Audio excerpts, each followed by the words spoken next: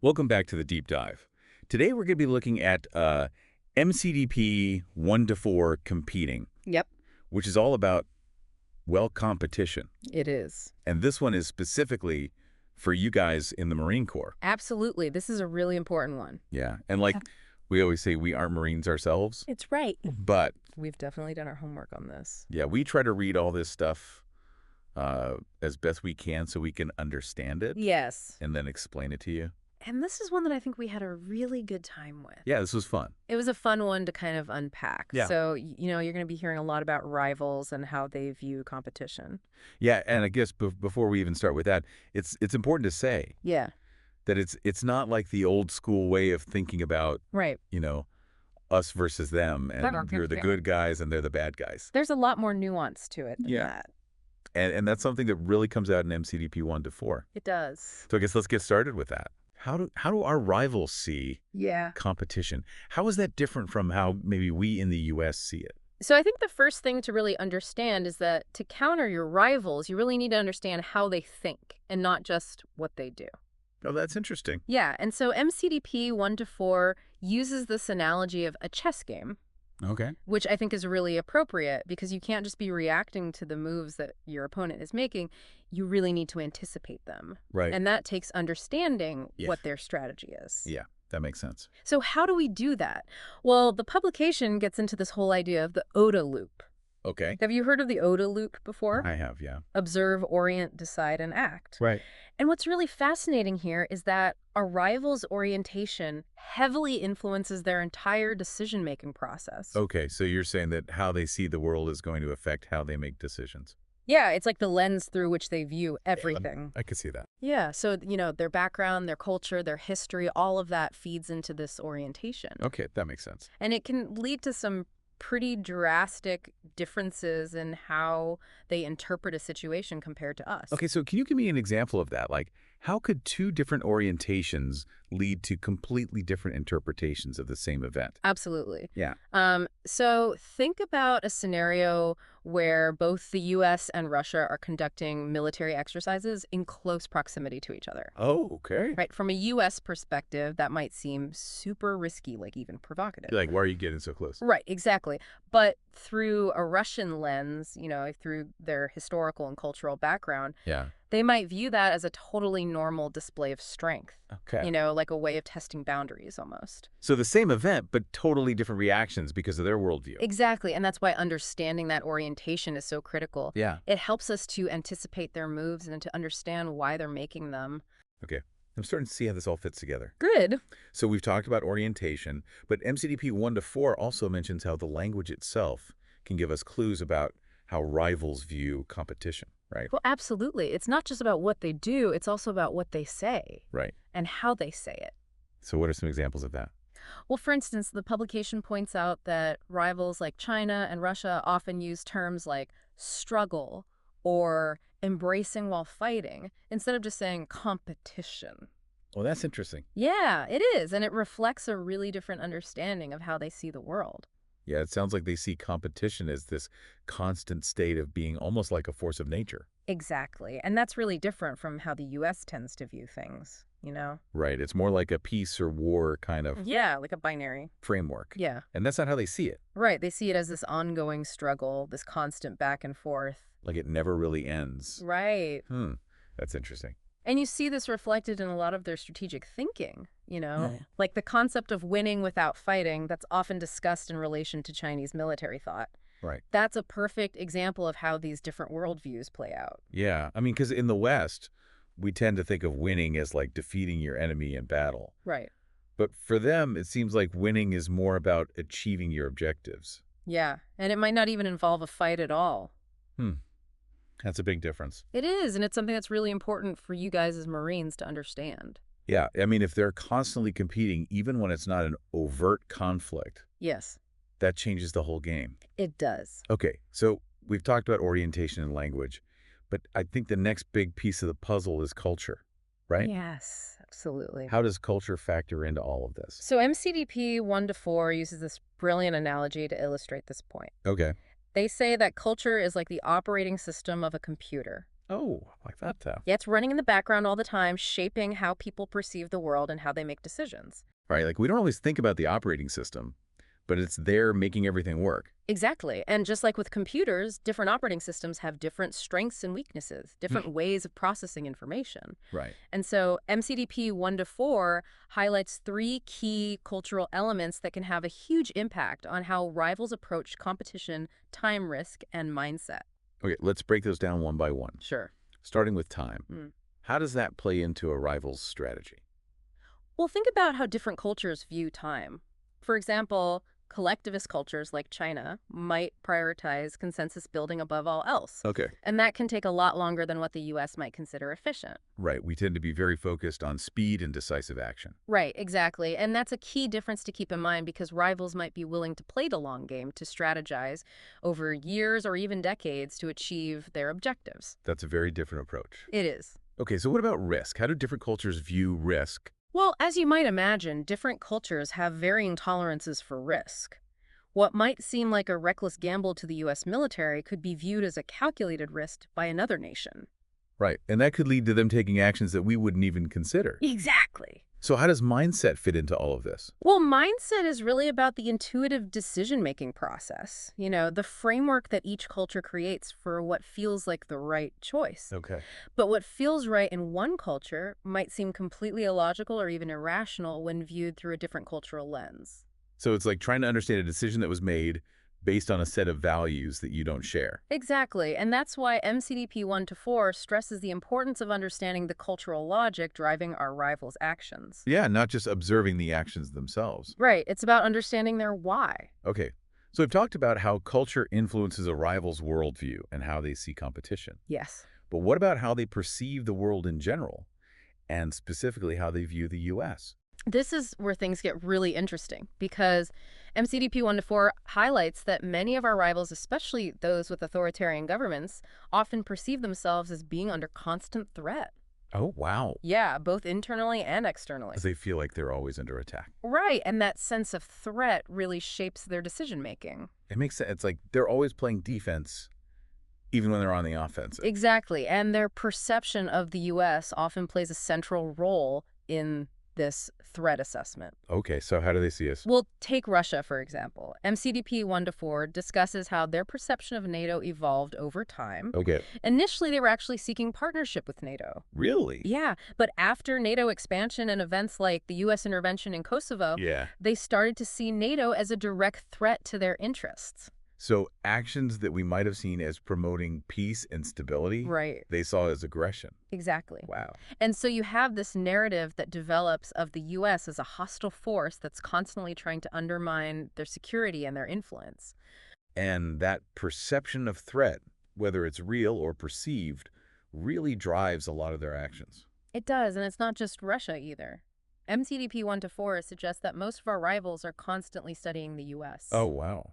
Yeah, they're looking for any weaknesses that they can exploit to gain leverage. Like they're trying to find our Achilles heel. Yeah, you could say that, and they're not afraid to use unconventional methods and exploit seemingly unrelated events to their advantage. It's like you're playing 4D chess or something. Yeah, it's a whole different level of strategic thinking. And that's why it's so important for us to understand how they think and how they operate. Right, because if we don't, we're going to be constantly reacting to their moves instead of anticipating them. Yeah, that's not a good place to be. It's not. Okay, so we've talked about their mindsets, their cultural influences, how they view the U.S. Yeah. What about their actual strategies for competition? What does that look like? That's where we get into this concept of a rival's theory of victory. And it's fascinating because while each rival might have a unique approach, there are some common characteristics that emerge. Okay, this is going to get really interesting. What are some of those common characteristics? Well, one of the most consistent elements is strong centralized control. Okay. This allows them to make decisions and take action very quickly, often without the constraints of democratic processes. So they can move faster than we can.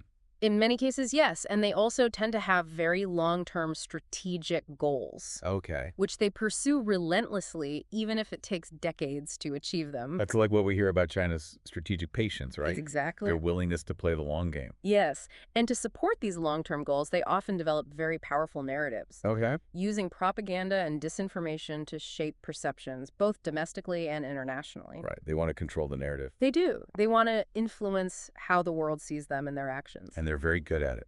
They are. And then you have this concept of weaponizing benign activities that we Yeah. talked about earlier, which Yeah. is really chilling to think about. Yeah, that things like tourism or cultural exchanges could be used as tools of coercion. Exactly. MCDP 1 to 4 makes it very clear that we need to be aware of this tactic and be prepared to counter it. So it's like nothing is truly benign in this world of strategic competition. Right. Every interaction, every action can be leveraged for strategic gain. That's a tough reality to face. It is, but it's the reality we're dealing with. Okay, so it sounds like understanding these common characteristics is essential for Marines who are operating in this competitive landscape. Absolutely. And that's why MCDP 1 to 4 is such a valuable resource, because it doesn't just describe the problem, it also provides a framework for understanding it, and more importantly, for developing effective strategies to counter it. So it's not just about being aware of the threat, it's also about knowing how to respond to it. Exactly. That's great. And I think that's a perfect place to wrap up this first part of our deep dive into MCDP 1 to 4. We've really started to peel back the layers of how our rivals approach competition. And I think that's going to be essential for understanding the rest of the document. It is. But before we go, I want to pose a question to you, our listener. Think about everything we've discussed today, how rivals think their motivations, their tactics. Now, consider how this new understanding might change how you approach your own duties and responsibilities as a Marine. Yeah, that's a great question. How can you apply these insights to your specific area of operations? Think about that, and we'll pick up this conversation in part 2 of our deep dive. Sounds good. Okay. We'll see you then. Welcome back to our deep dive into MCDP 1 to 4. Before we move on, I want to emphasize that understanding a rival's mindset and cultural influences isn't about, stereotyping entire nations or cultures. Yeah, that's a really important point. We're not saying that every Russian or Chinese person thinks or acts the same way. Right. It's more about recognizing that certain cultural and historical factors can influence how rivals approach competition at like a national level. So it's about understanding broad patterns and tendencies, not about making sweeping generalizations about individuals. Exactly. And I think one of the key concepts in MCDP 1 to 4 that helps us understand these patterns is the idea of the continuum of competition. Okay, the continuum of competition. Right. What is that exactly? So think of it as a spectrum. On one end, you have cooperation, and on the other end, you have conflict. Okay. And the continuum of competition recognizes that interactions between nations, even rivals, aren't always purely adversarial. So there's a gray area between we're best buddies and we're at war. Precisely. MCDP 1 to 4 emphasizes that competition unfolds across this entire spectrum, and that interactions can shift along it over time. So you might be cooperating with a rival on one issue like trade or climate change, while simultaneously competing with them on another issue like military influence or cybersecurity. Exactly. It's a much more nuanced view of international relations than the old us versus them mentality. It definitely is, and it sounds a lot more like the real world, where things are rarely black and white. Right. And this nuanced view is crucial for Marines to understand, because it means you might be operating in a space where cooperation and competition coexist. So you could be working alongside a rival nation on a humanitarian mission one day, and then find yourself countering their aggressive actions in the cyber domain the next. Exactly. That's how complex this environment can be. It sounds like. So how does MCDP 1 to 4 suggest we navigate this terrain where the lines between cooperation and competition can be so blurry? Well, it comes back to understanding your rival, their motivations, and their goals.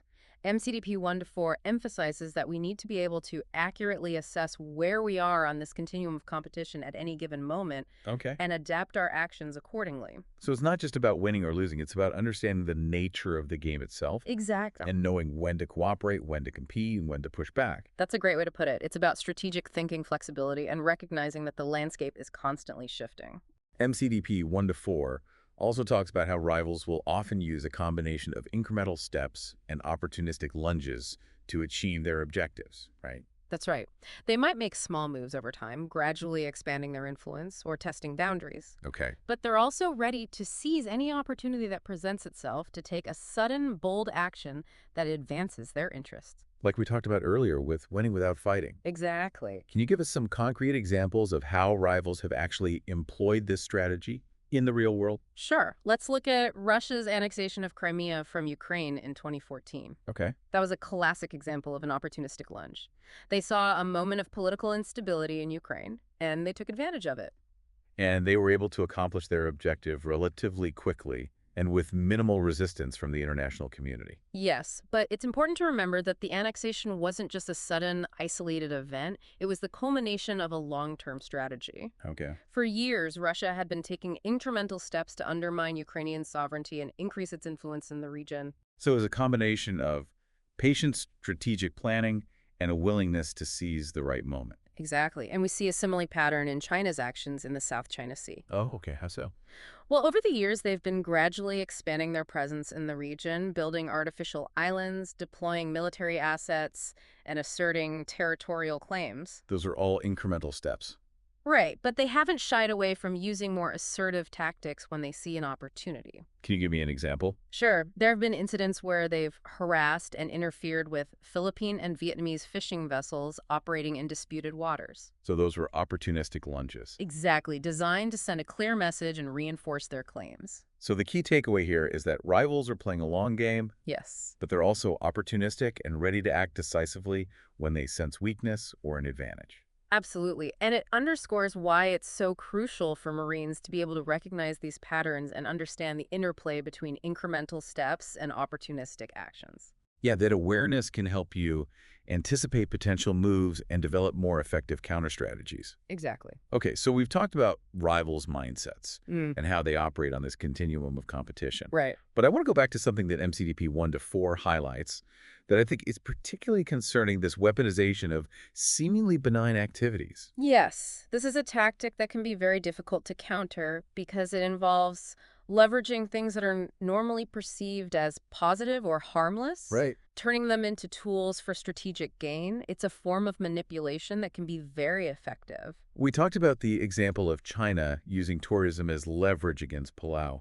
Are there any other examples that stand out in MCDP 1 to 4? Yeah, it mentions how rivals might exploit cultural exchanges, educational programs, or even disaster relief efforts to advance their interests. Oh, wow. So it could be something like offering aid after a natural disaster, but with strings attached. Exactly, conditions that could compromise a nation's sovereignty or security in the long run. Or using seemingly harmless cultural exchange programs to spread propaganda or gather intelligence. Right, it's a very subtle form of manipulation that can be difficult to detect and even harder to counter. So as Marines, you need to be vigilant and assess the potential motivations behind seemingly benign actions. Yes, especially when those actions originate from rivals. Trust but verify. Exactly, don't let your guard down, even in situations that appear non-threatening. Okay, we've covered a lot of ground here, and I think we're starting to develop a good understanding of how our rivals operate in this competitive landscape. Good. But I have a question that keeps coming back to me. If rivals are so focused on winning without fighting, does that mean we're not actually in a state of conflict with them? That's an excellent question, and MCDP 1 to 4 acknowledges that there's a lot of debate about whether we're currently in a state of conflict with rivals like Russia and China. So are we or aren't we? Well, some experts argue that we are, in fact, in a new Cold War. Okay. Others maintain that the situation is far more complex and nuanced and that there's no easy answer. So how do we make sense of all this ambiguity? How do we operate effectively in an environment where the very nature of the game is up for debate? Well, what MCDP 1 to 4 emphasizes is that regardless of what label we choose to use, conflict, competition, strategic rivalry, the reality is that we are engaged in a struggle for influence and power with these nations. Okay. And this struggle has very real implications for how we think, plan, and operate as a military force. So we need to be prepared for a range of possibilities, from low-level competition to full-blown conflict. Exactly. And we can't get bogged down in semantic debates while our rivals are actively working to advance their interests. Right. We need to be adaptable, agile, and prepared to respond effectively across the entire spectrum of competition. This has been a really insightful discussion. We've delved into some complex issues and started to unpack how MCDP 1 to 4 provides a framework for understanding and navigating this challenging environment. It has. But before we wrap up this second part of our deep dive, I want to leave you with another question to consider. We've talked a lot about how rivals use incremental steps and opportunistic lunges to achieve their objectives. Yes. But how can we use those same concepts to advance our own interests and counter their strategies? That's a great question. What tools and approaches can we utilize to ensure we are competing effectively? That's an excellent question, and one that we'll explore in more depth in part 3 of our deep dive into MCDP 1 to 4. Sounds good. We'll delve into the concept of campaigning and discuss specific tactics and strategies that Marines can employ to compete effectively and succeed in the complex battle space of the 21st century. Welcome back to the deep dive. In the last two parts, we spent a lot of time talking about how rivals think and act in this new era of competition. It's a fascinating topic, isn't it? Yeah, it is, and kind of unsettling at times, to be honest. I agree. But it's crucial to understand our rivals if we want to effectively counter their strategies. Exactly. We can't just bury our heads in the sand and pretend they're not out there. Right, so in this final part, I want to shift our focus a little bit. We've laid the groundwork. We've explored how rivals perceive competition, their mindsets, even some of their tactics. Right. But now the question is, how can you as Marines apply these insights to effectively compete and ultimately safeguard our nation's interests? That's the million-dollar question, isn't it? Yeah, it is, and I think that's where the concept of campaigning comes in. Absolutely. MCDP 1 to 4 defines campaigning as the conduct of coherent activities, military, diplomatic, economic, and informational, persistently and cohesively to achieve a desired strategic end state. Okay, so it sounds like campaigning is about more than just military strength. Right. It's about using every tool in our arsenal in a coordinated and strategic manner. So we're talking about integrating all elements of national power, military, diplomatic, economic, informational. That's exactly it. And what's really interesting is that MCDP 1 to 4 highlights the critical role that Marines play in campaigning, even outside of traditional combat operations. Okay, that's intriguing because I admit I always thought of Marines as primarily focused on fighting wars. This idea of a broader role in campaigning is new to me. Yeah, I understand that. But think about your forward presence around the world. Okay. Marines are often deployed to embassies and bases in strategically important locations. Right. And that forward presence provides invaluable insights into the local environment. It allows you to observe rival activities, build relationships with partner nations, and deter potential aggression before it escalates into conflict. So it's about being the eyes and ears on the ground, gathering intelligence and building those crucial relationships with partners and allies. Exactly. It's a much more proactive approach to security. And it sounds like it plays directly into our rival strategies because we talked earlier about how they often try to exploit divisions between the U.S. and its allies. Absolutely. By strengthening those alliances and presenting a united front, we make it much harder for rivals to achieve their objectives through division and manipulation. That makes a lot of sense. There's strength in numbers, and a coordinated approach is always going to be more effective than going it alone. Okay, so we've talked about building partnerships, maintaining forward presence, gathering intelligence. These all seem like crucial elements of campaigning. They are. Is there anything else that MCDP 1 to 4 highlights as particularly important for Marines operating in this competitive environment? Yeah, it emphasizes the importance of what it calls competitive problem framing. Competitive problem framing. Yeah, it's kind of a mental shift, a way of looking at every situation through the lens of competition. Okay. It's about constantly asking yourself, how can I use this interaction, this activity, this opportunity to gain an advantage? How can I disrupt my rival's plans? How can I best advance our nation's interests? So it's about seeing the strategic implications in every action, even those that might seem routine or insignificant. Exactly. Even something like a training exercise with a partner nation could be an opportunity to send a message to a rival, reinforcing alliances and demonstrating our capabilities. It's like every interaction has the potential to be leveraged for strategic gain. Right. And it's not just about reacting to situations as they arise. It's about being proactive, anticipating challenges, and shaping the environment to our advantage. I'm starting to understand how all this ties together, but I imagine it's not easy to make that mental shift from a traditional warfighting mindset to this more nuanced approach to competition.